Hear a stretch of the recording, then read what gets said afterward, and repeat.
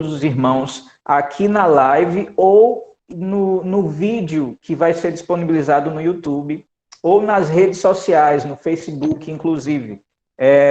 Então, seja muito bem-vindo, meu irmão, minha irmã. A gente fica muito feliz de ter você participando conosco. Para você que está aqui na live ao vivo com a gente, né? Fique à vontade para conversar conosco, fique à vontade para enviar a sua pergunta, a sua dúvida e a sua opinião, né? Alguma outra contribuição.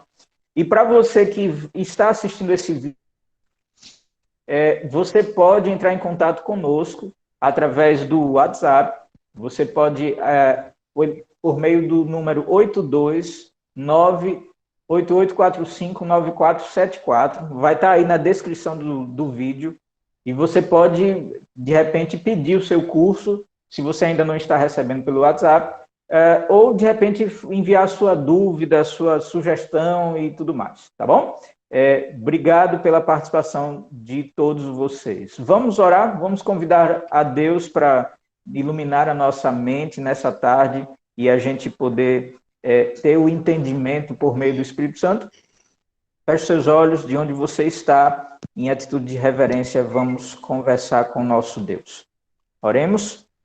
Querido Deus, nós estamos agradecidos por mais uma oportunidade que o Senhor nos dá de poder abrir a sua palavra, de poder meditar nas palavras inspiradas que ali estão escritas, e muito agradecidos e felizes porque os nossos irmãos estão aqui conosco acompanhando, seja agora ao vivo, por meio dessa videoconferência, seja por meio do YouTube ou do Facebook, por meio desse vídeo que está sendo disponibilizado. Muito obrigado, Senhor, por essa oportunidade, e nós gostaríamos de, ao abrir a sua palavra, abrir também as nossas mentes, para permitir que o Teu Santo Espírito fale ao nosso ouvido, à nossa mente, ao nosso coração, e para que a gente possa entender o que o Senhor tem para a gente nessa tarde. Por favor, fala conosco, por favor, usa-nos, e que o Senhor seja engrandecido em todo momento. É o que nós te pedimos, agradecidos, em nome de Jesus.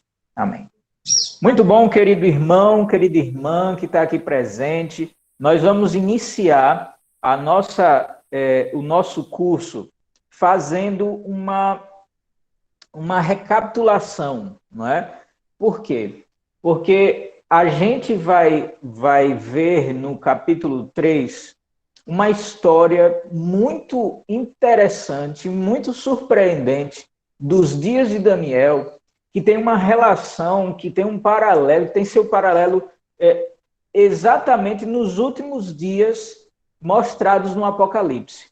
Quem teve a oportunidade de estar com a gente estudando o livro do Apocalipse, o curso do ano passado, na segunda temporada, viu que o Apocalipse traz muitas informações importantes para os últimos dias da humanidade. E a gente vai ver que, apesar de a história de Daniel ter se passado séculos antes de Cristo, há mais de 2.500 anos atrás, há um paralelo muito impressionante com os últimos dias da humanidade. Você vai ver isso por meio do estudo dessa tarde. Agora, você lembra que no nosso último estudo, nós conversamos e a gente leu na Bíblia sobre um sonho impressionante de Nabucodonosor? Você lembra que no fim do capítulo 2, Nabucodonosor ficou impressionado com esse sonho, e mais impressionado ainda com a capacidade do profeta Daniel de ter revelado a ele detalhes, ou todos os detalhes do seu sonho, e inclusive o significado dele, não é? A interpretação profética daquele sonho. E Nabucodonosor ficou muito... mais uma vez, vou usar muito essa palavra, porque é o que melhor descreve. Ele ficou muito impressionado com o Deus que revelou esse sonho para ele, não é? E a gente vai dar só uma recapitulada básica em como terminou o capítulo 2, porque o capítulo 3 está totalmente relacionado. capítulo 2 de Daniel, versos 46 e 47. Quem ficou com esse verso para ler para a gente, pode ativar o microfone e ler para a gente, por favor. Então, eu vou projetar aqui na tela. A senhora pode ler tanto na sua Bíblia, quanto aí na tela que está aparecendo. Eu vou pegar aqui na Bíblia, porque a letra está muito miúda aí para mim. É pequenininho, né? Tudo bem. Daniel 2, versos 46 e 47. 47.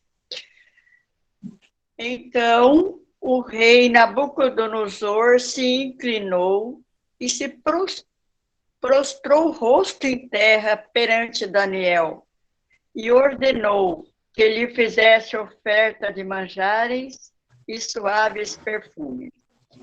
Disse o rei a Daniel: certamente o vosso Deus é Deus dos deuses e o Senhor dos reis e o revelador de mistérios, pois pudeste revelar este mistério. Olha só que interessante, né? E assim acabou o capítulo 2 do livro de Daniel. A gente vê Nabucodonosor exaltando ao Deus do universo, ao Deus soberano, o único Deus que existe, não é? E reconhecendo que ele era superior a qualquer outro Deus criado, né? A qualquer outro Deus inventado pelo homem. E por isso ele fala assim, ele é Deus dos deuses, né? E continua, é Senhor dos reis. Ele reconhece que, por maior que seja o seu reinado, lembrando que a Babilônia foi um reinado magnífico, né? Que reinou o mundo inteiro, foi um dos grandes reinos, um dos grandes impérios deste mundo. Ele reconheceu que ele estava abaixo de Deus, mesmo sendo um rei pagão, mesmo sendo um rei que adorava todo tipo de divindades inventadas pela cultura babilônica. Não é? E ele termina assim, graças à revelação que Deus deu para ele, por meio e usou Daniel para explicar e interpretar esse sonho. Mas, olha só, ele acabou dessa forma, reconhecendo o Deus como sendo soberano, e anos depois, aproximadamente 9 anos depois, Nabucodonosor já toma uma outra atitude. Vamos ler o que foi que aconteceu. Ô, Anderson. Oi, minha irmã. Eu acredito que ele não foi tão verdadeiro, porque se a gente olhar direitinho, lá em Gênesis, a serpente usada por Satanás usou a palavra certamente não morrerás. E agora, no livro de Daniel, o rei ele fala certamente, ele usou a palavra certamente para concordar com Daniel. Então, dá a ideia de que ele não estava sendo totalmente sincero. Eu entendo, minha irmã, e entendo até porque esse uso da palavra, né, de Lúcifer, né, de Satanás lá no Éden. Mas perceba o seguinte, apesar de as atitudes de Nabucodonosor, a gente vai ver daqui a pouco, já mostrarem que ele aparentemente não tenha tido esse reconhecimento pleno, né? Perceba que ele era o rei da humanidade, né? Nabucodonosor não tinha necessidade alguma de bajular ninguém. Você entende? Ele não tinha... Você vê pelo capítulo anterior, quando ele desafiou os sábios, aqueles bajuladores dele, né? E os sábios que estavam lá sempre dizendo, ó rei, vive eternamente e tudo mais. Quer dizer, aqueles camaradas que aumentavam o ego do rei, ele de repente chegou para eles, ele poderia ter dito, puxa, eu quero ser mais bajulado ainda, né? Ele poderia ter amenizado nas suas palavras, ele poderia não ter dado um decreto de morte, a gente está falando sobre o capítulo 2, mas ainda assim ele já foi curto e grosso, né? Ele disse, olha, vocês me deem o significado do sonho e me deem o sonho também, deixe de enrolação, mais ou menos assim, né? Então, ele não teve um cuidado com suas palavras para tentar enaltecer algo ou alguém. Então, eu acredito que, apesar das atitudes de Nabucodonosor dizerem o contrário do que ele falou, o que ele falou era o que ele estava sentindo, justamente porque ele não tinha necessidade alguma de bajular a Deus, de bajular a Daniel. E olha a evidência de que não foi uma bajulação. A gente vai ver no fim desse capítulo, e já desde o primeiro capítulo, a gente vê que ele não bajulou Daniel, ele colocou Daniel e seus amigos em posições, em cargos importantes do reino, entende? Porque ele reconheceu de fato que eles eram pessoas especiais. E por quê? O que é que tornava essas pessoas especiais? O Deus delas, entende? Então, é por isso que eu acho que não foi falta de sinceridade. Agora, a gente vai ver as atitudes dele, vai comentar um pouco sobre isso, e essas atitudes a gente vai perceber que são, apesar de atitudes que mostram que há uma contradição entre o que ele disse, né, e o que ele está fazendo, mostram uma realidade do ser humano. Para a gente não ficar só de spoiler, né, do que vai acontecer, vamos adiantar e ler esse próximo texto, os próximos textos, e aí a gente volta a comentar sobre isso. Viu, Elisângela? Se quiser, inclusive, comentar mais, dizer se concorda ou não, fica à vontade também, não tem problema, tá bom? Tá, ok. Vamos lá. Capítulo 3, verso 1 de Daniel. Quem ficou com esse texto? Sou eu, a Márcia. Pronto, Márcia, lê para a gente, por favor. O rei Nabucodonosor fez uma imagem de ouro que tinha 60 côvados de altura e 6 de largura. Levantou-a no campo de Dura, na província da Babilônia. Então o rei Nabucodonosor mandou ajuntar os sátrapas, os prefeitos, os governadores, os juízes, os tesoureiros, os magistrados, os conselheiros e todos os oficiais das províncias, para que viessem à consagração da imagem que o rei Nabucodonosor tinha levantado. Então se ajuntaram os sátrapas, os prefeitos, os governadores, os juízes, os tesoureiros, os magistrados, os conselheiros e todos os oficiais das províncias para a consagração da imagem que o rei Nabucodonosor tinha levantado. E estavam em pé diante da imagem que Nabucodonosor tinha levantado. Muito bom, minha irmã. Obrigado pela leitura. Olha que interessante, né? A gente estava falando o comentário sobre o comentário que a Elisângela fez, e muito pertinente. Veja o que aconteceu com Nabucodonosor. Nome diferente para a gente ler, dá às vezes um trava-língua, né? Olha o que aconteceu com ele. Ele acabou o capítulo 2 de Daniel exaltando a Deus. Porém, no capítulo 3, ele já começa a fazer algo diferente de exaltar a Deus. Exatamente o oposto, na verdade. Sabe por quê? O que foi que ele fez? Ele mandou construir uma estátua. Que estátua foi essa, gente? Ele tinha tido um sonho, não é? Ele tinha tido um sonho sobre uma estátua. Essa estátua estava relacionada ao sonho que ele teve. E mais, a relação também não para por aí, porque lembra que a estátua começava com a cabeça de que material? Você lembra? A estátua do sonho de Nabucodonosor tinha a cabeça de ouro, não é?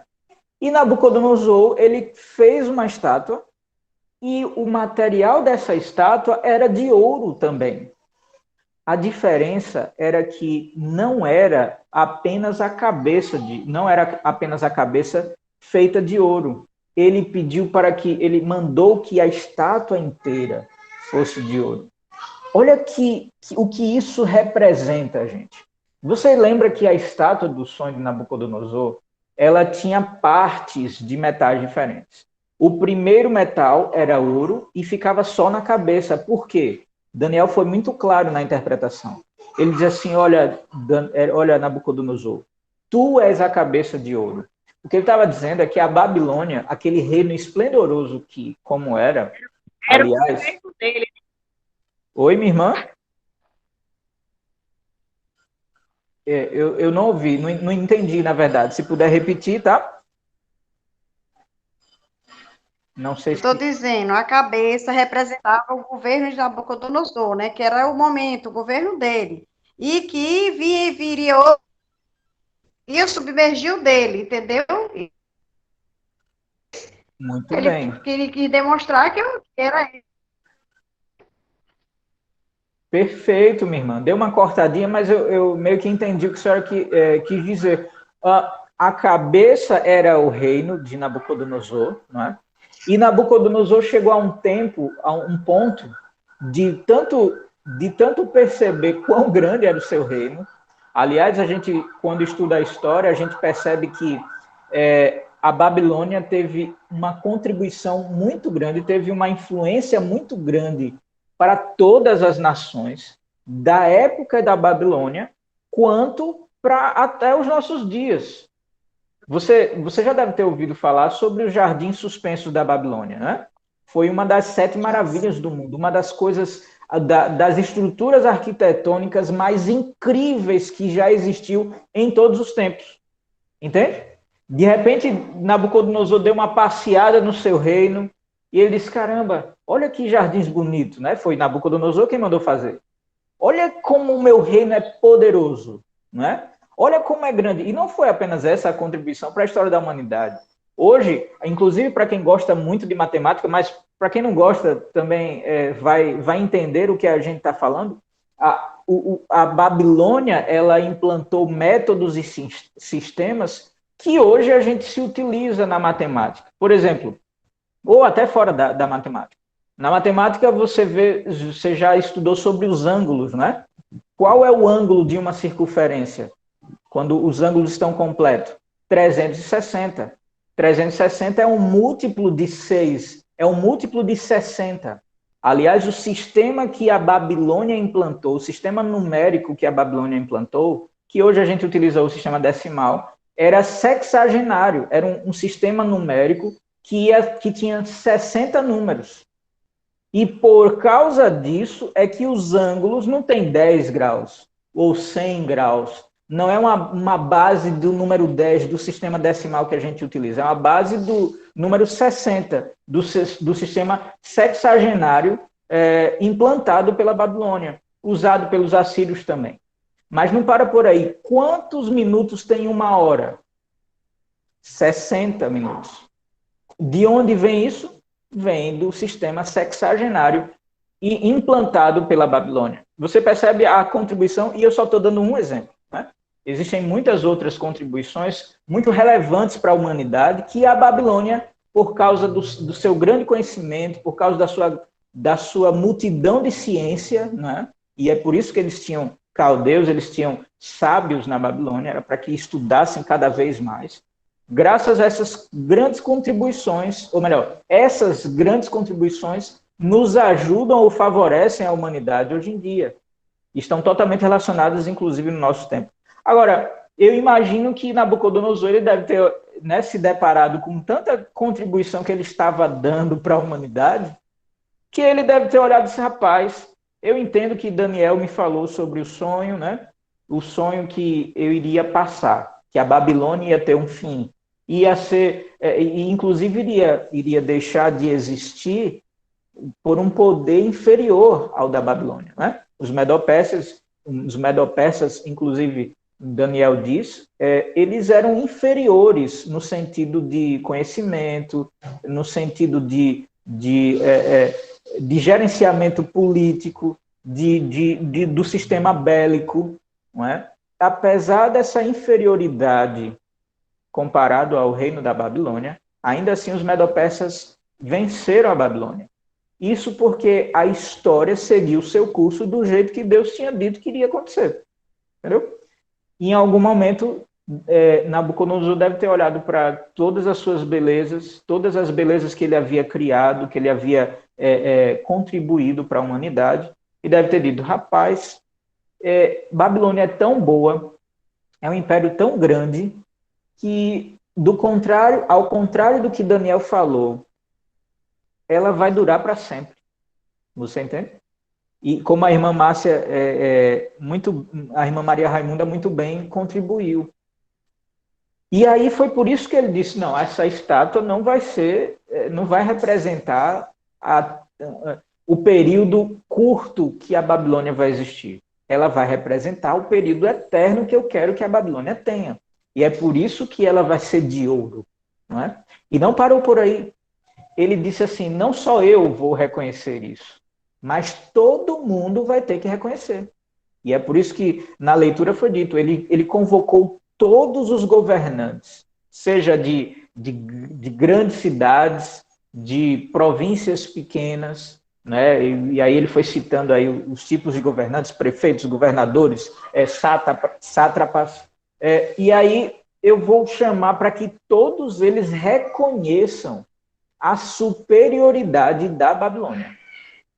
E não para por aí. Porque quando ele erigiu essa estátua, não é, no campo de Dura, olha aí, com 60 côvados de altura e 6 côvados de largura, né? Olha aí o número 6, o 60 aí, que é do sistema sexagenário da Babilônia, né? E que, convertendo para o sistema que a gente é mais comum para nós usar, né? Era equivalente a 27 metros de altura, quase 10 andares, um prédio de 10 andares, um prédio de 9 andares, mais ou menos. É quase o tamanho do Cristo Redentor, né? O Cristo Redentor tem 30 metros, se eu não me engano, mais a base dele, que de 8 metros. E aí, tem algum irmão do Rio de Janeiro, se tiver, dá um oi aí, né? Era quase um Cristo Redentor erigido totalmente de ouro, só que de acordo com o padrão que o Nabucodonosor deu. Aquela estátua era o que ele gostaria que fosse feito. Não é? E aí, o que foi que aconteceu? Quando ele erigiu essa imagem de ouro, ele chamou todo mundo para adorar a estátua. Você entende? Aquele rei que em algum momento da sua vida havia reconhecido Deus como sendo o soberano do universo, o rei dos reis, senhor dos senhores, Deus dos deuses, e aí de repente ele foi declinando, ele voltou a estaca zero, né? Ele voltou a ser aquele Nabucodonosor que ele sempre foi, um rei pagão. E aí, ainda comentando sobre aquela contribuição que a Elisângela fez desde o início, o que me faz perceber que ele era sincero, além daquilo que eu já tinha falado, é que isso só mostra que Nabucodonosor era tão humano quanto eu e você. É ou não é? Pensa comigo, quantas vezes você já deve ter exaltado a Deus com a sua boca? E com sinceridade, né? De repente você vai a um culto na sua igreja, e diz, ó Senhor, né? E com toda a sua sinceridade adora a Deus, com músicas, com meditações, em oração e tudo mais. E aí você volta para sua casa, para o seu ambiente, de repente, de trabalho depois, e você acaba tomando uma decisão que você sabe que não é correta, que você sabe que não é a vontade de Deus, que você sabe que não é de acordo com os princípios que Deus lhe ensinou para que você viva bem. Você acaba tomando uma atitude errada. Isso nunca aconteceu com você? Acontece comigo direto. E essas decisões erradas são nada mais, nada menos do que o que Nabucodonosor fez. Nabucodonosor um dia reconheceu a Deus como Deus da sua vida. 9 anos depois estava mostrando que Deus já não era mais importante assim. Quando eu deixo de decidir, ou melhor, quando eu decido deliberadamente, quando eu escolho errar, entende? Quando eu escolho fazer algo que eu sei que é errado, que é contrário à palavra de Deus, contrário ao que Deus nos ensina, nos orienta, sabe o que é isso? É eu me esquecer de Deus. Por mais que por minha boca eu professe ser cristão, por mais que eu estude a Bíblia diariamente, por mais que eu faça cursos e cursos bíblicos, se eu profiro uma coisa, se eu falo uma coisa, mas eu pratico outra coisa, eu só estou mostrando que eu sou humano como Nabucodonosor. E eu só estou mostrando que eu sou falho do mesmo jeito, que eu estou esquecendo do Deus do universo. Eu digo, mas eu sei que Deus é importante e tudo mais, mas ele fala para guardar os mandamentos. Eu não quero guardar, não. Eu prefiro não guardar. Eu prefiro fazer de outra forma. Entende? Eu estou me esquecendo do meu Criador. Entendeu? E foi o que Nabucodonosor fez. E mais do que isso, como ele já era pagão, a cultura pagã era muito mais do que apenas decidir errado, né? Ele tinha que decidir errado e fazer os outros decidirem do mesmo jeito, né? E ainda não para por aí.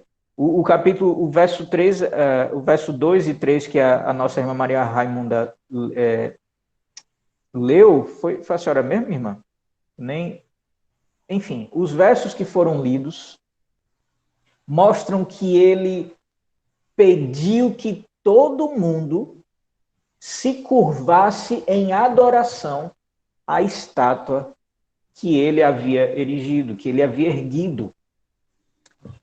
E quando ele deu essa ordem, ele disse, olha, quando vocês ouvirem, né, o que vai acontecer, quando vocês ouvirem as músicas que vão ecoar, quando vocês ouvirem tudo o que tiver de ser tocado por todos os meus instrumentistas, vocês vão ter que tomar uma decisão. E essa decisão vai ter que ser do jeito do que eu estou falando. A apresentação alguém está alertando, a apresentação parou aqui. Vou colocar de novo para apresentar, tá bom? Parou aí também, né?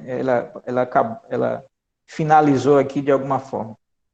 Então, quando vocês ouvirem,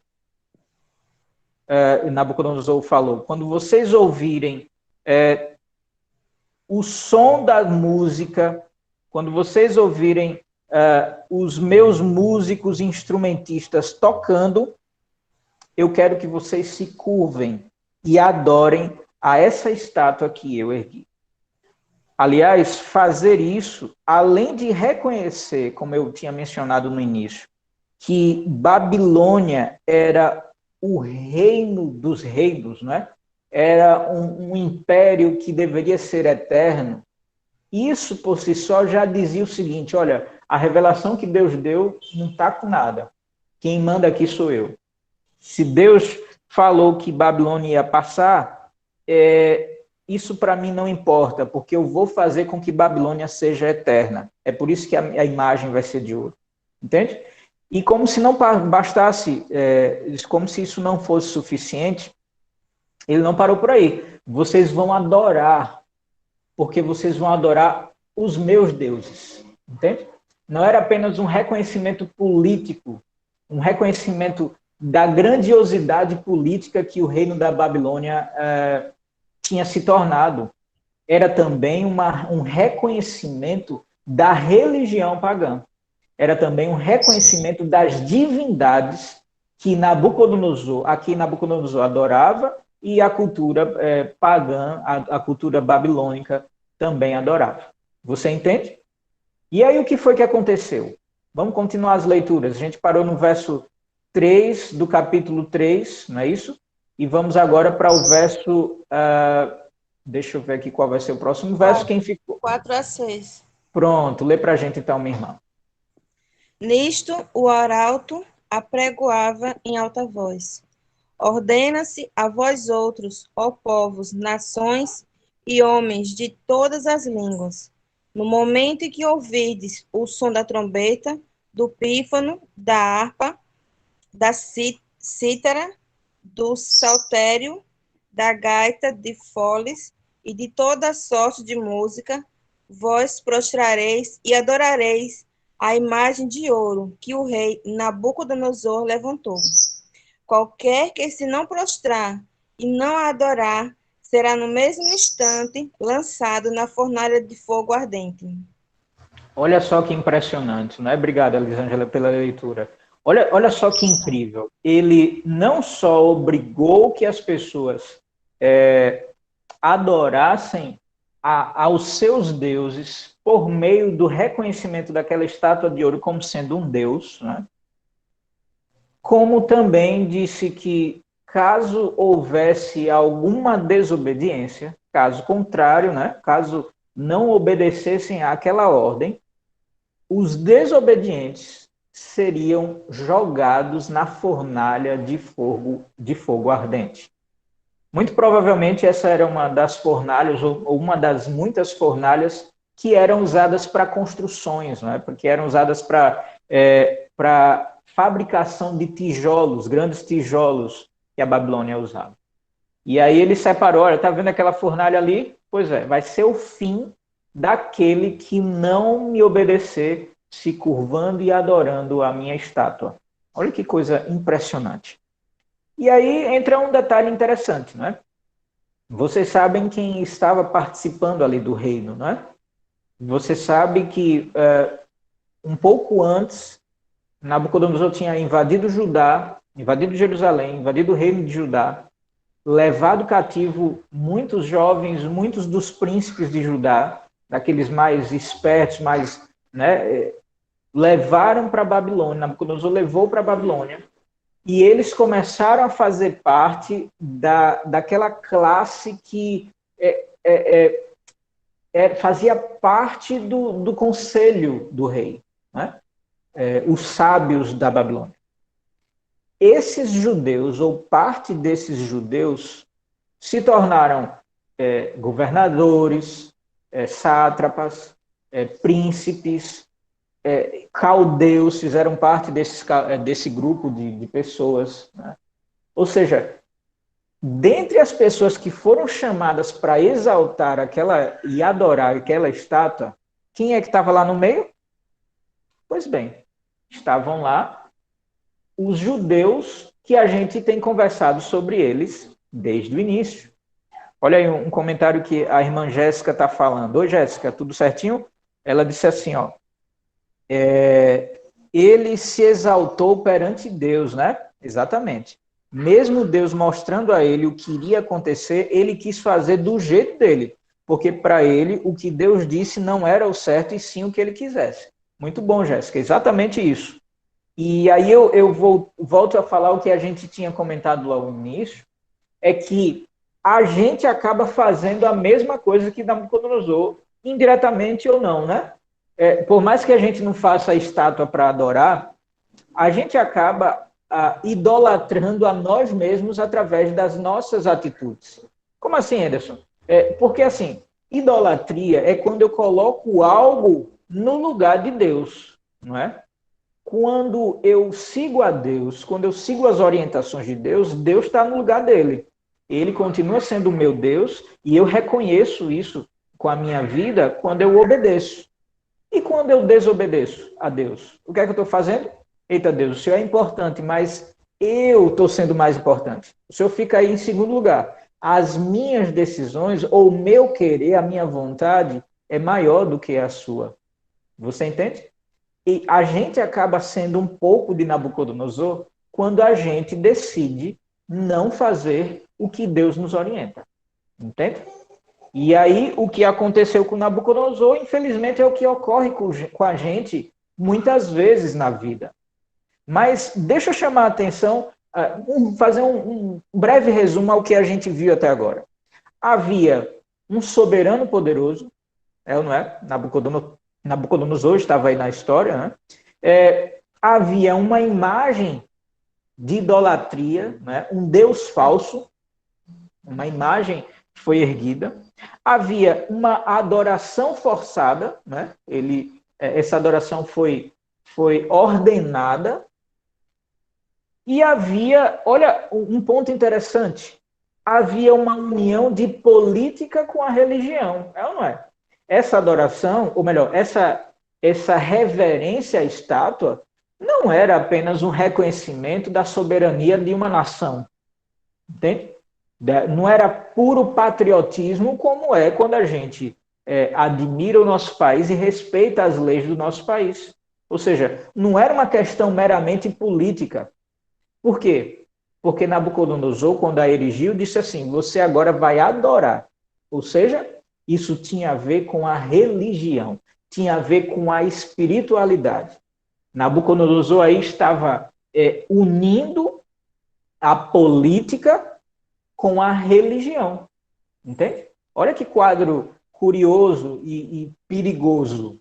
não é? Quando há essa união de política com a religião, igreja com Estado.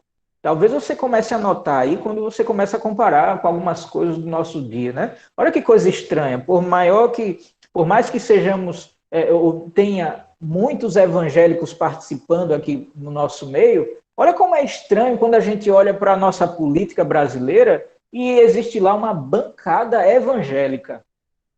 Eu digo que é estranho porque todas as vezes na história da humanidade que houve uma mistura de política com religião, sempre teve coisa ruim.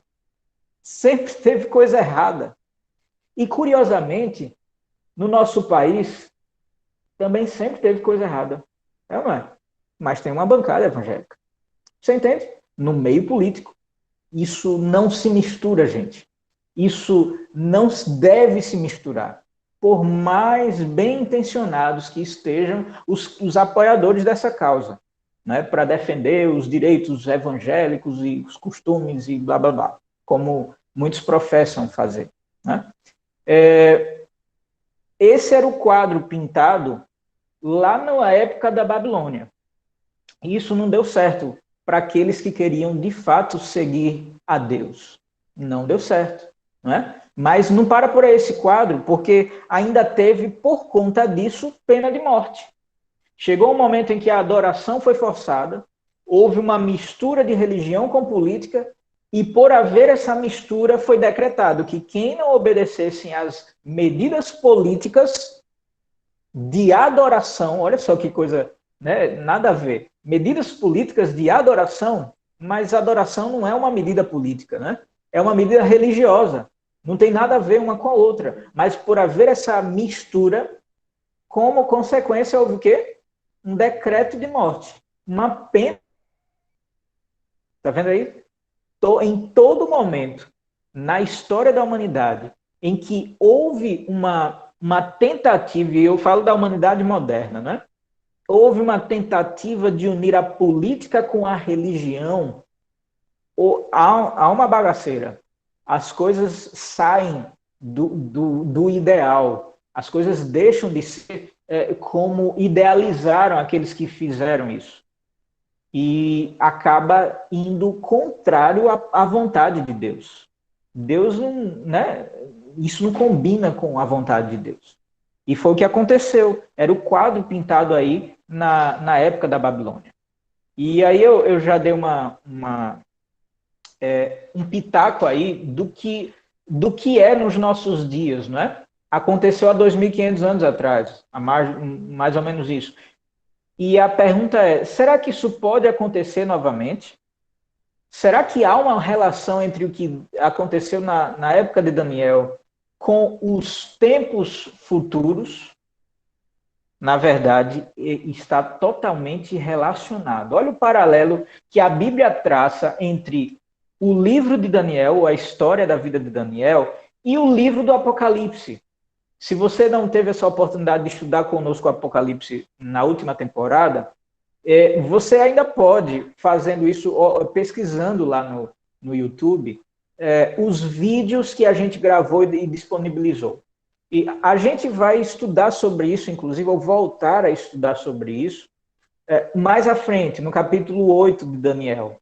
Mas só para adiantar um pouquinho, para você ver como há um paralelo, né? Como há um paralelo entre o livro de Daniel e o livro do Apocalipse.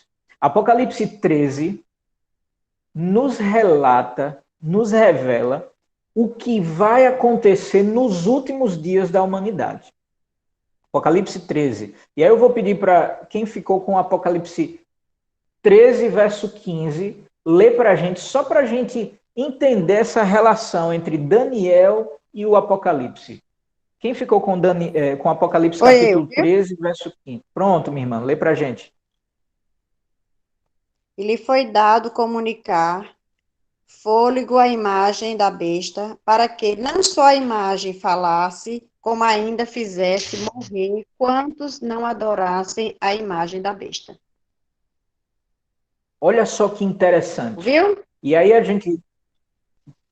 Pronto, minha irmã. Obrigado pela leitura. Olha que interessante. A gente viu, né, que o quadro na Babilônia, pintado aí na época de Daniel, na época dos amigos de Daniel, era um quadro que Apocalipse 13 e 15 resume do que vai acontecer nos últimos dias. Olha o que a irmã Maria Raimunda acabou de ler. Foi concedido que desse espírito ao quê? A imagem da besta. Houve uma imagem para adoração lá na época de Daniel, haverá uma imagem para adoração nos últimos dias. Lembrando que, é claro que tem mais detalhes proféticos, ou muitos detalhes proféticos que a gente precisa mastigar mais para poder entender o conteúdo do Apocalipse, em especial o capítulo 13. Se a gente pudesse resumir, a gente vê que besta ou animal, em profecia, representa um poder político e religioso. Entende? E aí, olha as relações dos quadros de Daniel e Apocalipse. Ela continua. Esse poder político e religioso, ele fez com que a imagem da besta, né, ele diz assim, foi concedido que desse espírito à imagem da besta, para que também a imagem da besta falasse e fizesse que fossem mortos, olha aí, pena de morte, assim como na época de Daniel, e fossem mortos quem? Todos os que não adorassem. Olha aí, a adoração forçada na época de Daniel. Você entende? Todos que não adorassem a imagem da besta. Olha a relação incrível entre os tempos de Daniel e os últimos dias da humanidade. Por mais que você hoje olhe, mas Anderson, no meu país existe tanto essa liberdade religiosa, não é? Em que as pessoas podem escolher a quem adorar, não é? Ou a quem não adorar. Há muita liberdade de expressão, há muita liberdade e aparências de liberdades que você possa citar. O Apocalipse revela que essas liberdades vão acabar. Assim como na época de Daniel. Haverá um tempo em que a liberdade vai ser privada. Vai ser de forma que você é livre até ou enquanto fizer o que eu estou ordenando. Entende? Você é livre enquanto adorar a imagem da besta, é o que o Apocalipse diz. Porque se você não adorar, vocês vão ser mortos. Olha aí, capítulo 13, verso 15 do livro do Apocalipse. E assim como em Daniel 3 houve um poderoso soberano, em Apocalipse 13 também há um poderoso soberano, a besta. Existem duas bestas, a gente vê no livro do Apocalipse. Dois poderes políticos e religiosos. Aí, assim como houve uma imagem falsa, uma imagem de algo que se coloca no lugar de Deus, por isso falso, né? No Apocalipse 13 é relatado uma imagem falsa. Assim como uma adoração forçada no capítulo 13 de Daniel, no capítulo 13 do Apocalipse também há uma adoração forçada. E assim como houve uma união entre igreja e Estado, olha o perigo, religião e política, no capítulo 3 de Daniel, haverá uma união entre igreja e Estado. Aliás, se você acompanha os jornais, meus irmãos, isso se torna cada vez mais claro. Um poder que é religioso, de repente tem um reconhecimento por todas as nações. Entende?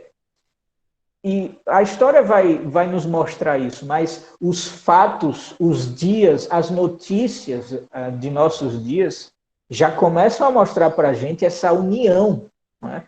Essa aproximação entre política e religião. No Apocalipse a gente estudou sobre isso. E a gente vai ver que Daniel ele também faz menção a isso na parte profética do livro mais para frente. E aí, no final, assim como houve pena de morte no capítulo 3 de Daniel, haverá pena de morte nos últimos dias, isso é relatado no capítulo 13 de Apocalipse. E aí, como a gente estava falando antes, né,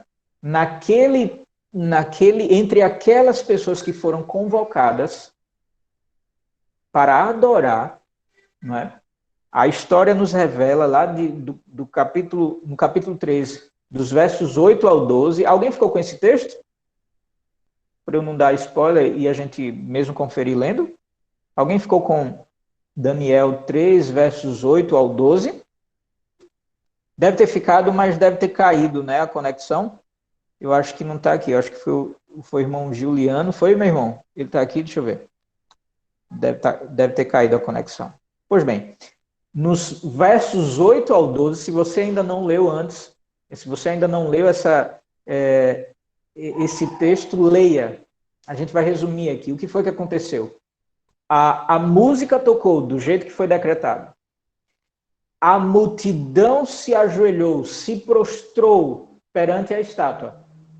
E aí, de repente, depois disso, chegaram algumas pessoas, algum daqueles sábios bajuladores que a gente viu no capítulo passado, chegou para o rei Nabucodonosor e disse: rei, o senhor não tinha decretado isso, não foi? Que se alguém, que quando todos nós ouvíssemos a música, a gente deveria se prostrar e ajoelhar e adorar aquela imagem, não é?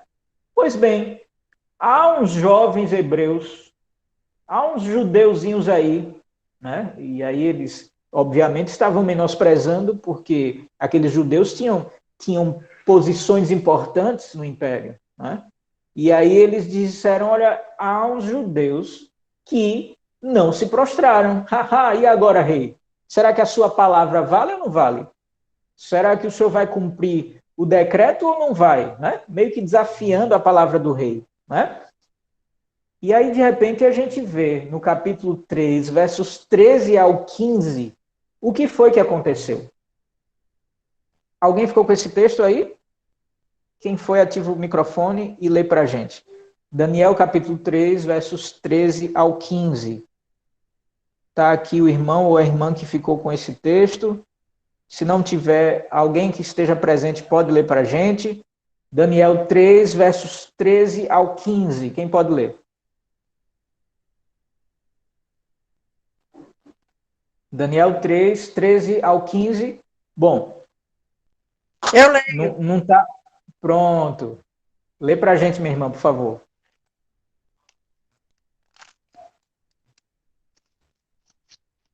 Daniel 3, 13 ao 15. Pronto. Pode ler. 13 ao 15. Então Nabucodonosor, irado e furioso. Estou lendo já, posso? Pode sim, minha irmã. Posso continuar a leitura?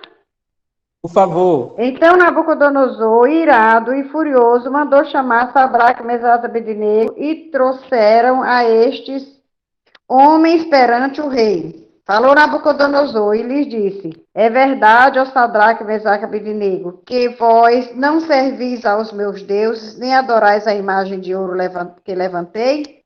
Agora, pois, estáis dispostos, e quando ouvirdes o som da trombeta, do pífaro, da cítara e da harpa, do saltério e da gaita de foles, prostrai-vos e adorai a imagem que fiz. Porém, se não adorardes, sereis no mesmo instante lançados na fornalha de fogo ardente. E quem é o Deus que vos poderá livrar das minhas mãos?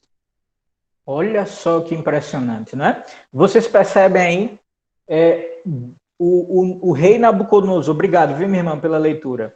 O rei Nabucodonosor, irado pelos fofoqueiros de plantão, né, assim? Os camaradas que olharam assim: aqueles três ali, ó, eles não se prostraram, vamos contar para o rei, né? E chegaram para o rei Nabucodonosor e disseram: é assim, tem 3 jovens ali que não se prostraram. E aí o rei, filho da mãe, né? Aqueles camaradas, eu vou pegar eles, né? E aí quando ele viu quem eram esses 3 jovens, você vê que ele não fez de primeira o decreto, a pena de morte, né? Não fez valer de primeira, né? Porque no decreto ele disse: ó, quem não adorar vai ser jogado na fornalha de fogo ardente. Né? Quando ele viu Ananias, Misael e Azarias, aqueles jovens que eram amigos de Daniel, aquele outro jovem a quem o rei muito gostou, muito admirou-se, né? Muito exaltou, né? Ele pensou: não, mas esses camaradas são especiais, eu não posso fazer isso com meu amigo Daniel, né? De repente ele pode ter pensado algo parecido. E aí você pode pensar, mas espera aí, cadê Daniel nessa hora, né? Porque está ali só Ananias, Misael e Azarias. Você lê na sua Bíblia, tem os outros nomes que foram dados por Nabucodonosor. Sadraque, Mesaque e Abdenego, respectivamente. Cadê Daniel nessa hora? Lembra que ele era um dos líderes da Babilônia? É muito provável que ele estivesse a serviço do império em outras regiões. O que era comum dos governantes, o que era comum do império, não é? Diplomatas serem enviados em várias missões em outros países, em outras regiões. Entende? Então, muito provavelmente, Daniel estava fora a serviço da Babilônia e, por isso, ele não está presente nessa história. E aí, eu até arrisco dizer que, se ele estivesse presente, provavelmente não seriam três judeus ali que não se ajoelhavam, que não tinham se ajoelhado, e sim 4, porque Daniel e os seus amigos eram igualmente fiéis a Deus. A gente viu isso no capítulo 1, a gente vê isso no capítulo 2, a gente vê isso nos capítulos 4, 5 e 6, entende? Então é por isso que no capítulo 3 não seria diferente. Daniel também seria um dos jovens que não se prostrariam em adoração à estátua do rei Nabucodonosor. Mas aí, quando ele se deparou com esses jovens, o que é que ele pensou? Eu vou dar uma nova chance. É ou não é? O meu decreto já foi lançado, né? Em respeito à minha palavra como rei, ele, né, continua vigente, e vocês vão ter que provar que vocês, né, são fiéis ao meu reino, que vocês merecem a titularidade ou o título que vocês receberam da Babilônia. Vocês vão ter que obedecer à minha ordem. E aí, com essa ira que ele já estava ali sentindo, né, por causa dos fofoqueiros de plantão lá, ele disse assim, ó, agora vocês vão ter que obedecer mesmo, porque vocês, a fornalha de fogo ardente vai ser aumentada, né, o seu calor vai ser aumentado 7 vezes mais, vai ser esquentado 7 vezes mais, vai ser pior do que era antes. E é onde entra a parte mais bela da história, ou melhor, uma das partes mais belas dessa história.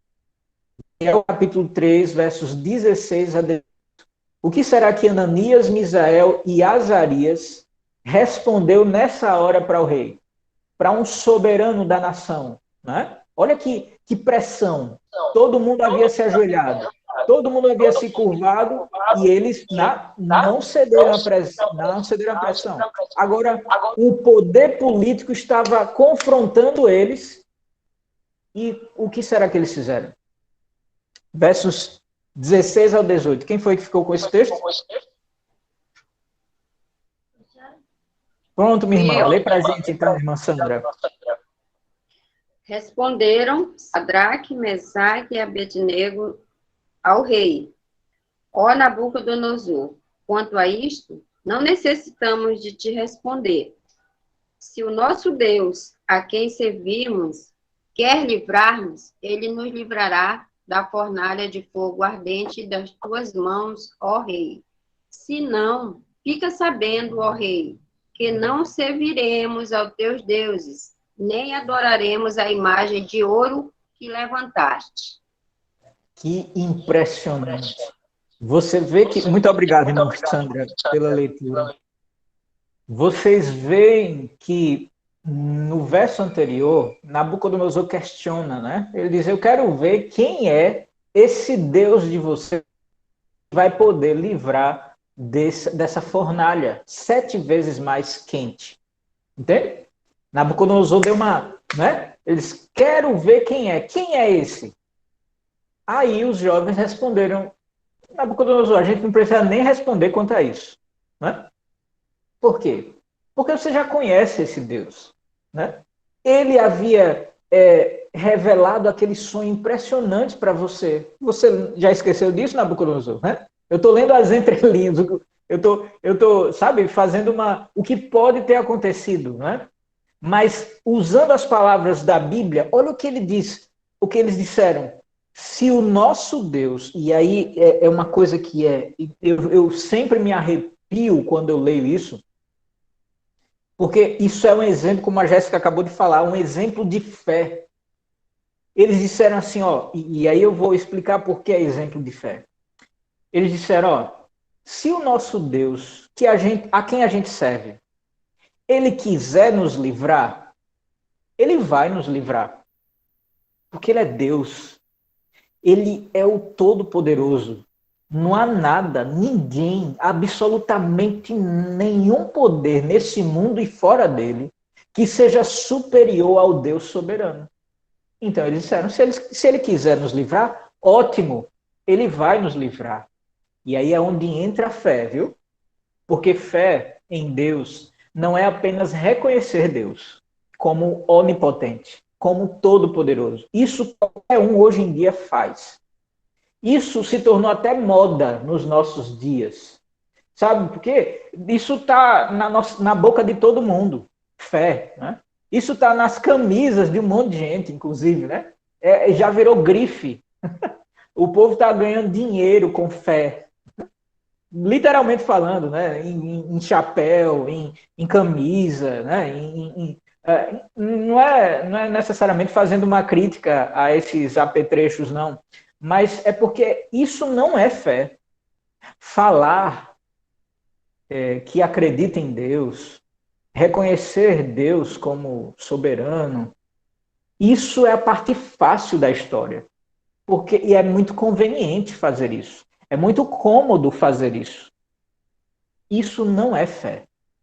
Isso tá da boca para fora. Fé é exatamente o que eles falaram logo depois dessa frase. Ele disse, ó, se Deus, o Todo-Poderoso, quiser nos livrar, ele vai nos livrar. Mas se não, ó rei, fica sabendo que se ele não nos livrar, a gente ainda assim vai continuar obedecendo a Deus. Você entende?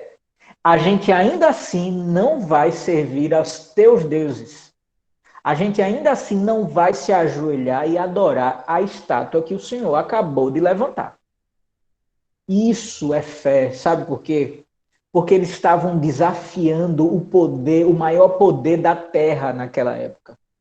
Eles estavam confrontando as palavras do imperador mais poderoso que existia e que tinha acabado de decretar uma pena de morte para quem os desafiasse. Entende? Eles estavam desafiando o poder político e religioso de Nabucodonosor.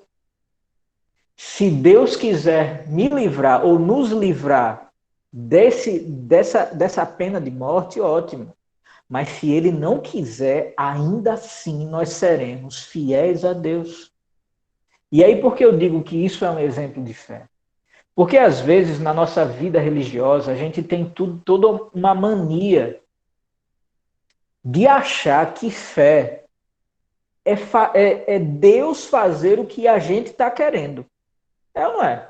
A gente diz, eu tenho fé em Deus, que isso vai acontecer. Quantas vezes você já não deve ter falado isso para alguém? Quantas vezes alguém não deve já ter falado para você isso? Eu tenho fé em Deus que isso vai ocorrer. Com fé em Deus, isso que eu estou querendo vai acontecer. E ora a Deus, faz jejum, vai para a igreja, faz um monte de coisa orando a Deus para que isso ocorra. Né? Isso não é fé, gente. Porque fé é acreditar que quer Deus nos livre, quer Deus não nos livre, a obedecê-lo ainda é a melhor coisa a fazer. Entende?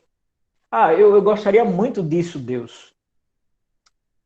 Mas se o Senhor não quiser me dar, não tem problema. Eu ainda sei que o seu não será o melhor para mim.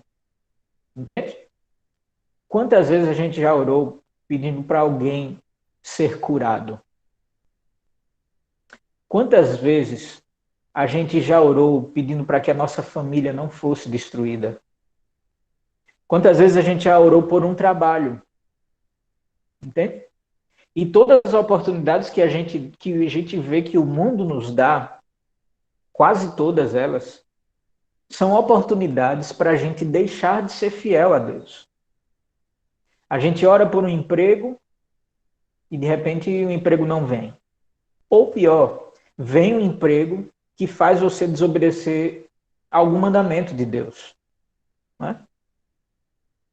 Fé não é acreditar que Deus vai responder às minhas orações conforme a minha vontade. Fé é acreditar que mesmo que Deus responda a minha oração negativamente, entende?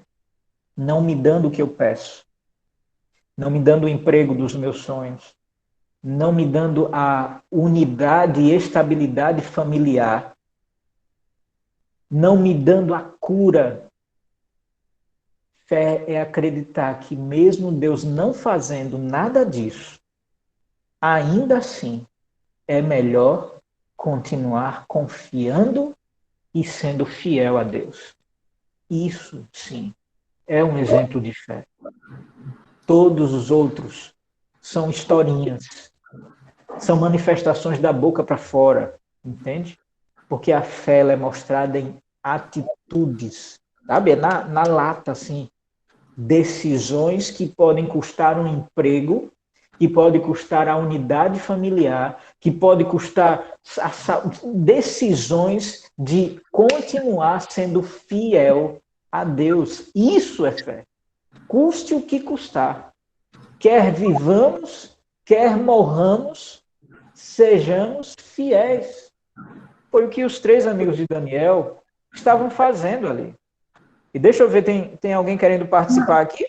Anderson, Oi, minha irmã. quando a gente sabe que Deus está por trás de tudo da nossa vida e que Ele nos sustenta até nas piores coisas da nossa vida, fica mais fácil suportar as provações.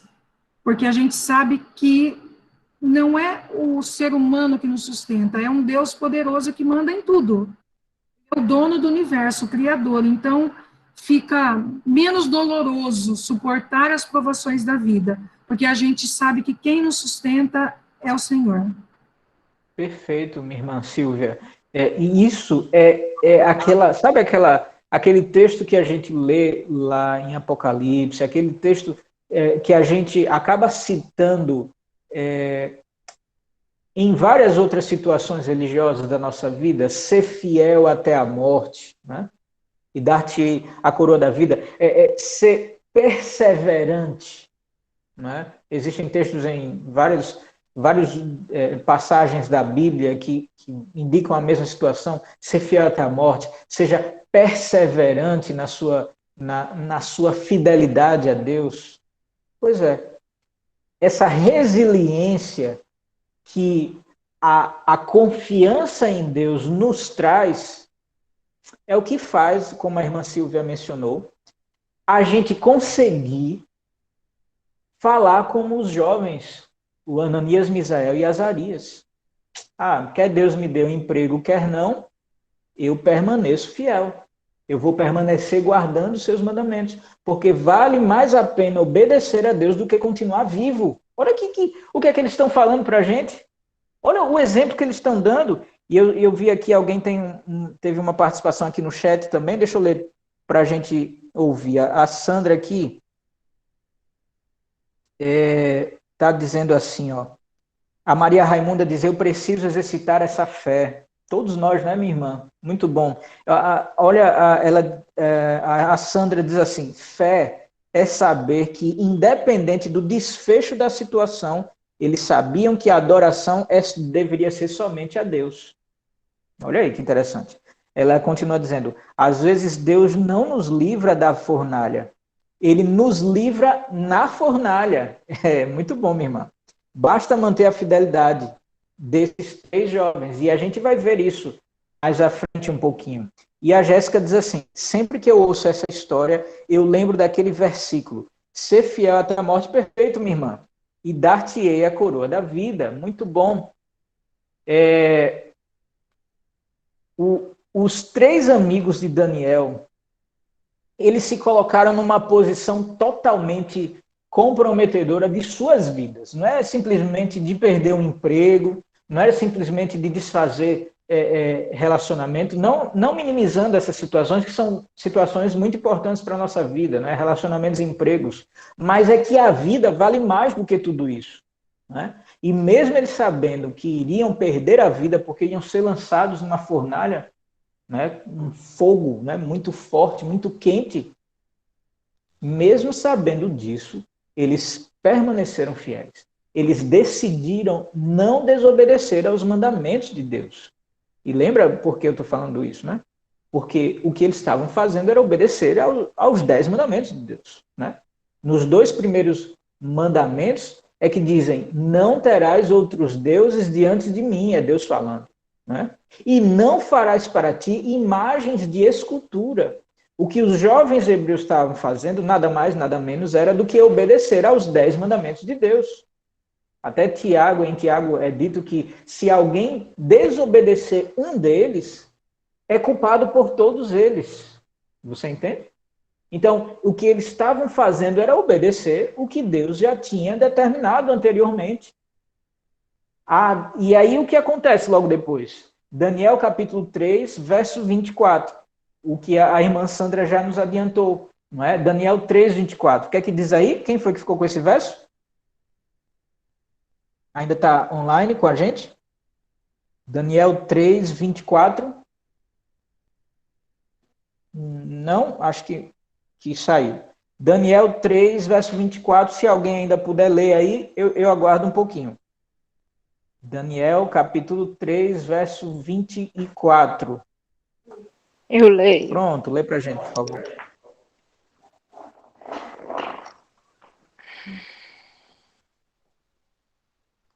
Então o rei Nabucodonosor se espantou e se levantou depressa.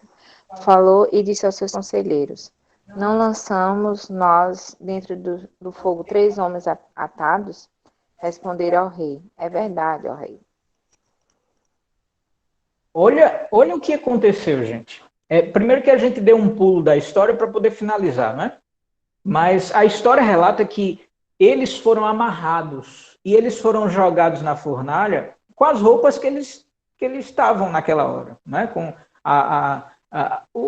as vestimentas que eles estavam ali. Foram amarrados e jogados.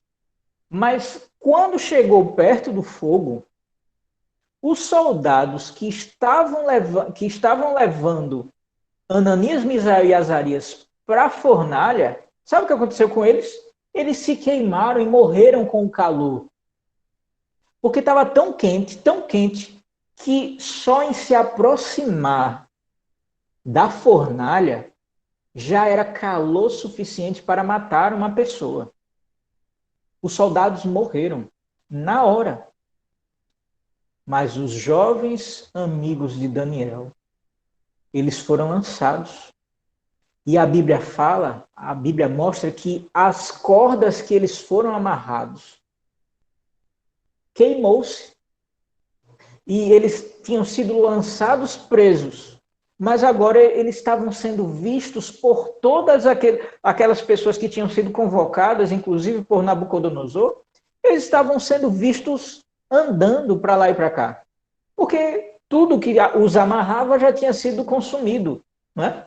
Mas as suas roupas, o seu cabelo, tudo de si, não tinha queimado nem um pouquinho. E mais à frente diz que quando eles foram tirados de lá, não tinha nem cheiro de queimado. Sabe por que isso aconteceu? Esse verso e os próximos nos dizem.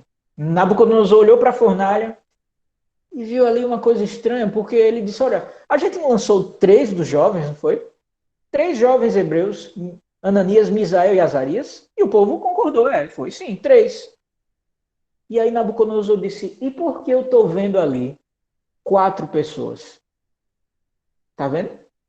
Por que eu estou vendo ali 4 pessoas? E a 4ª pessoa que está não parece uma pessoa, porque ela é semelhante ao Filho dos deuses, ao Filho de Deus. Olha que coisa impressionante. E isso me lembra do Salmo 23. Hoje de manhã eu estava lendo ele. Salmo 23, aquele salmo bem conhecido, né? Muitos em casa, quando a gente entra na casa de algumas pessoas, a Bíblia está aberta, marcada nesse salmo, né? Que é de repente, o mais conhecido de todo mundo, né? O Salmo 23, que é o Salmo do Pastor. né? O Senhor é meu pastor, nada me faltará. É o mesmo salmo que diz assim, ó, ainda que eu ande pelo vale da sombra e da morte. Você tá entendendo? O salmo tão confortante que a gente lê, que a gente diz de cor, que o Senhor é meu pastor, nada me faltará, é o mesmo salmo que diz que mesmo sendo o Senhor o nosso pastor, isso não impede de que eu ande no vale da sombra, da escuridão, das trevas desse mundo e o vale da morte. Você entende? Não impede o fato de eu temer a Deus, de eu escolher ser um cristão, de eu escolher ser fiel a Deus. Isso não me impede, e é importante a gente frisar isso, porque isso não impede de eu enfrentar terríveis provações, inclusive a de perder a própria vida. Quantas pessoas foram fiéis a Deus e hoje estão mortas? Quantas pessoas foram fiéis a Deus e nessa pandemia perderam a sua vida pela Covid-19? Quantos irmãos oraram e oraram por aquela pessoa que era fiel a Deus, para que Deus restaurasse a sua saúde e ainda assim o milagre não veio. A pessoa morreu. Muitas vezes isso ocorre e muitas vezes isso ocorrerá.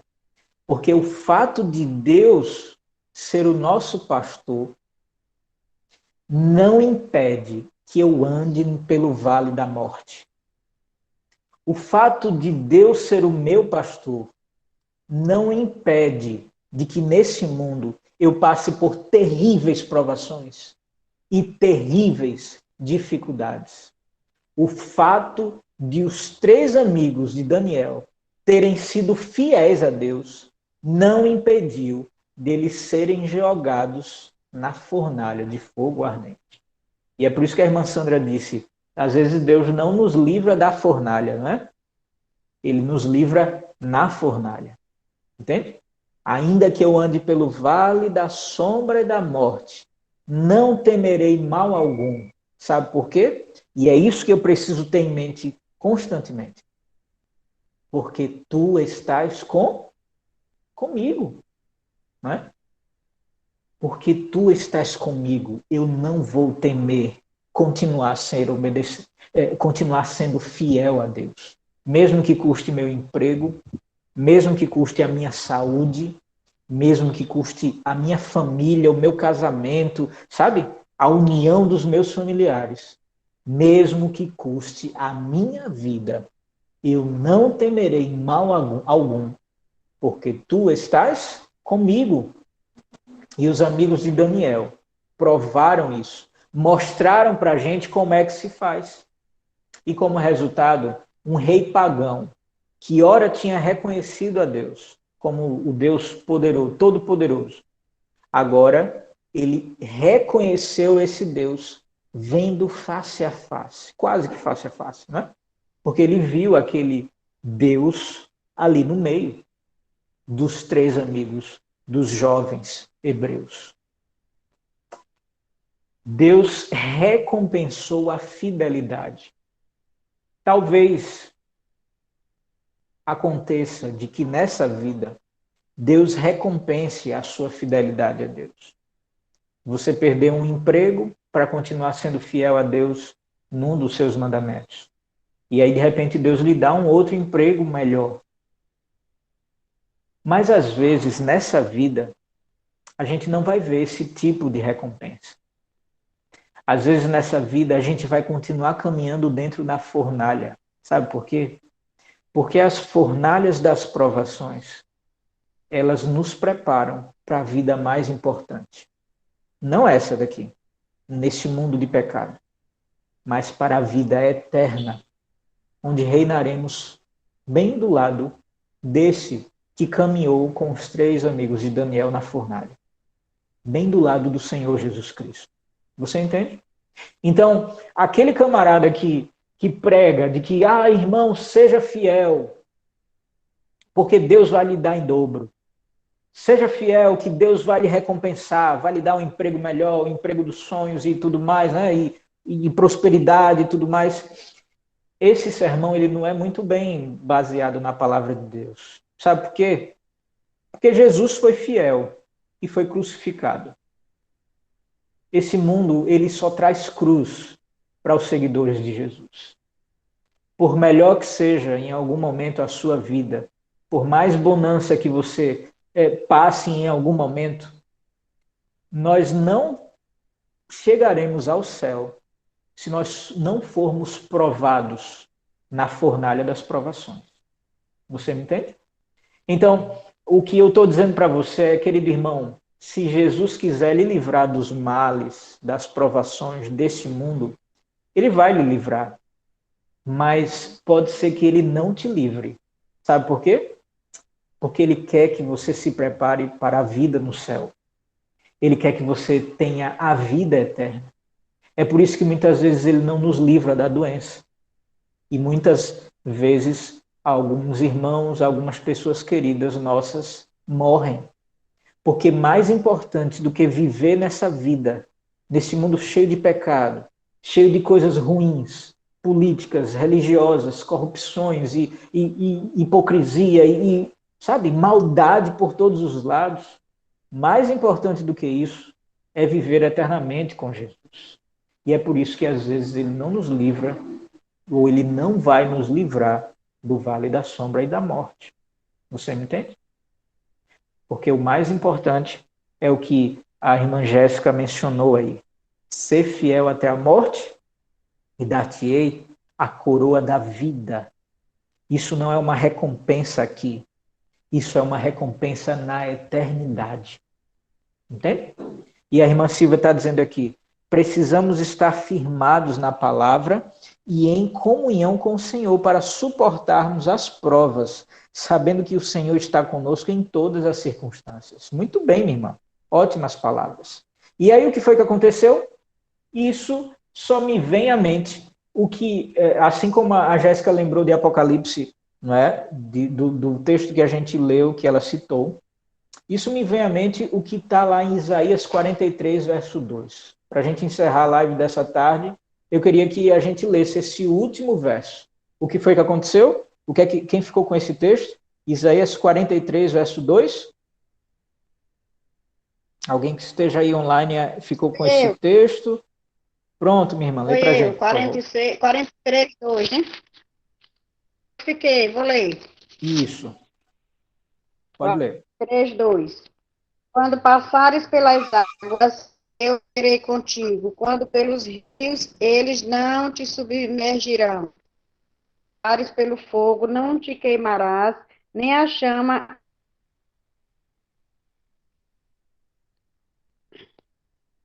Muito bom, minha irmã. Ficou cortando um pouquinho, talvez seja a conexão da internet, mas esse verso que está aí exibido na sua tela. A transmissão hoje tá ruim, viu? O tempo todo. Não sei se é lá ou se é cá. Tá ruim, é verdade. Mas tá ruim. Mas tá bom. Aqui tá na tela, muito dá bom. pra ver, viu? Beleza. Então, esse verso que está assim, ó, que está aí exibido, 43, verso 2, é o que aconteceu com os amigos de Daniel. Né? A promessa de Deus foi que quando passarmos pelas águas, perceba, ele não diz assim, eu vou te livrar das águas. Né? Não, ele diz, quando você passar, significa que você vai passar, meu amigo. Seja hoje, amanhã ou depois. Né? Quando você passar pelas águas, eu serei contigo, diz o Senhor. E quando pelos rios, eles não te afogarão. Sabe? E aí, olha que texto. Isaías dizendo o que os amigos de Daniel sentiram na pele. Quando passares pelo fogo, não te queimarás, nem a chama arderá em ti. Querido irmão, querida irmã, essa foi a fidelidade dos amigos de Daniel. Essa precisa ser a nossa fidelidade a Deus.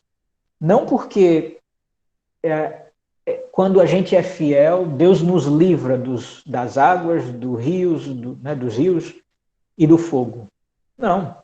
Porque a gente sabe que nesse mundo a gente vai passar por isso. Entende? Não necessariamente de forma literal, como os amigos de Daniel passaram. Literalmente lá no fogo, não é? Mas através das dificuldades da vida. Através das orações. Uma das irmãs, no início da live, mencionou, foi uma semana muito difícil, não é, minha irmã? Essa foi uma semana muito difícil para ela.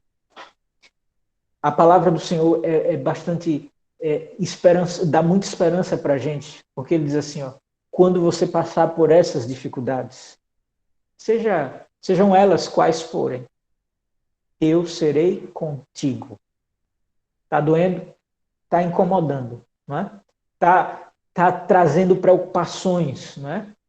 Traz um peso, não é? Às vezes, para carregar que a gente não suporta. E é por isso que Jesus diz, filha ou filho, eu estou contigo. Em outro texto da Bíblia ele diz, ó, divide o fardo comigo, né? Porque o meu jugo é suave, o meu fardo é leve. Vamos compartilhar o seu peso. Eu estou contigo, meu irmão e minha irmã. Permaneça fiel. Essa é a promessa essa é a palavra final do nosso texto, do nosso estudo dessa tarde. Quando vocês passarem pelas provações, não esqueçam. Sejam como os amigos de Daniel, porque o Senhor é contigo. E aí uma irmã acabou de mencionar, o justo nunca é desamparado, exatamente. Por quê? Porque o Senhor, a irmã Jéssica mencionou, porque o Senhor é conosco. Você entende? Se você está enfrentando nesse momento alguma dessas provações, lembre-se dessa palavra confortante. Se você não estiver enfrentando, lembre-se que você enfrentará. Não é? Porque nesse mundo, se a gente tenta seguir os princípios da palavra de Deus, a gente está andando na contramão do mundo. Entende? A gente está indo contra tudo o que nos ensinam nessa vida. Tudo o que a cultura dessa sociedade tenta nos impor. E aí, quando eu falo nisso, eu penso na imoralidade que é explícita nas mídias, né? No entretenimento, nas músicas. São esses ensinamentos. Na conformidade com o erro, né? Na conformidade com famílias sendo desfeitas, na conformidade, e aí ao redor, ainda no nosso país não, mas nos países ao redor, a gente vê pessoas que estão celebrando o direito de matar um bebê. Você percebe? Pois é, muitos não percebem, porque estão tão enraizados nesses ensinamentos mundanos, nesses ensinamentos que o mundo nos dá, que não percebem quão terrível é isso. Não é? Eu me refiro ao aborto. E com tantas outras coisas que essa vida nos impõe, né? Ou tenta nos impor. É o que a sociedade tem para nos oferecer. Quando a gente tenta obedecer a Deus, é andar na contramão da sociedade, na contramão do mundo. E é só assim que a gente chega ao céu, entende? Mas não tema. Se há muita preocupação, tente aliviar essa preocupação em Jesus Cristo. Sabe por quê? Porque enquanto você for fiel a Ele, Ele está aí, bem do seu lado. Até quando você não é fiel, Ele continua insistindo, e a gente vê isso em todas as histórias da Bíblia, né? Quantas oportunidades Deus nos dá, mesmo a gente sendo infiel a Ele, mas é porque quando a gente é fiel, a gente desfruta das bênçãos que Ele nos dá, entende? Então, não tema, meu irmão e minha irmã. O Senhor é contigo.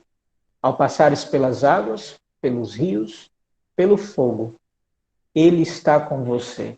E quer a gente viva, quer a gente morra, ainda assim, como os jovens, amigos de Daniel, permaneça fiel.